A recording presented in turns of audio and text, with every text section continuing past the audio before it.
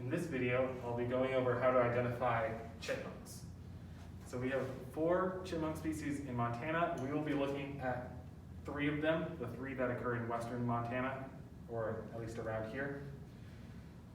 So we have Tamias minimus, Tamias aminus, Tamias ruficatus.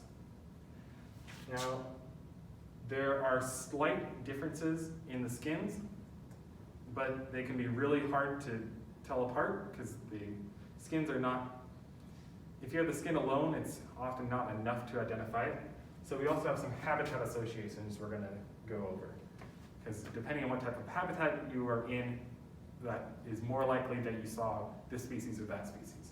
So starting with the actual skins though, Tamias minimus is the one that I think looks a little more unique. And that is because it's generally a lighter grayer color, and the center stripe is darker than the other ones, compared to this one where the dark stripes are all kind of equally dark.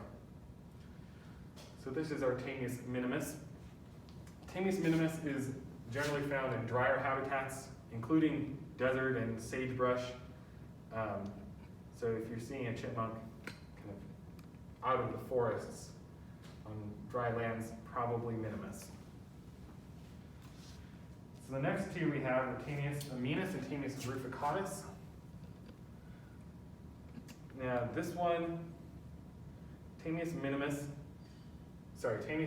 supposedly has a yellower belly, and ruficatus supposedly has a whiter belly. This is the yellower, this is the whiter. If I look really hard, I can see that, but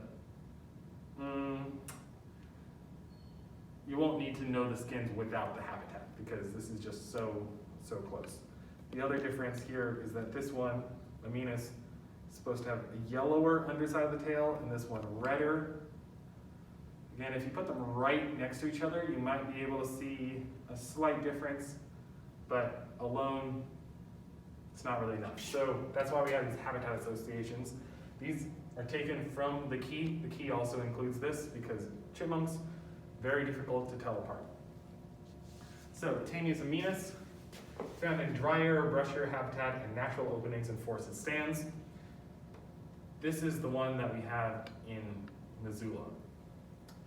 Tamias ruficatus, found in moist, dense forested stands. So not, say, in the city where it's more open, but more deep, wetter forest. So again, you don't need to know the skins by themselves.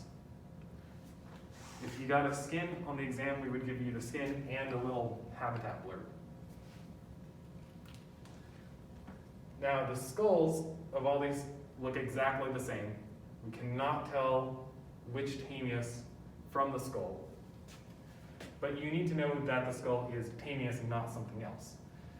So first thing to know is that the greatest length is less than 35, which is the smallest of any of the squirrels we have. So smaller than any of the ground squirrels, tree squirrels, etc. You can still tell it is a squirrel because it has this post-orbital process, which is really tiny and dainty, but it's there. And then the other thing is we can see holes in the infraorbital plate. Now, I've been saying cyromorphic means that there's not a hole. Well, this is the one exception, and it's a different type of hole than what you will see in the mice and rats next week. This, it's more, rather than kind of a little tunnel that the muscle's going through, this looks like someone just took a hole punch out of what would be a regular plate.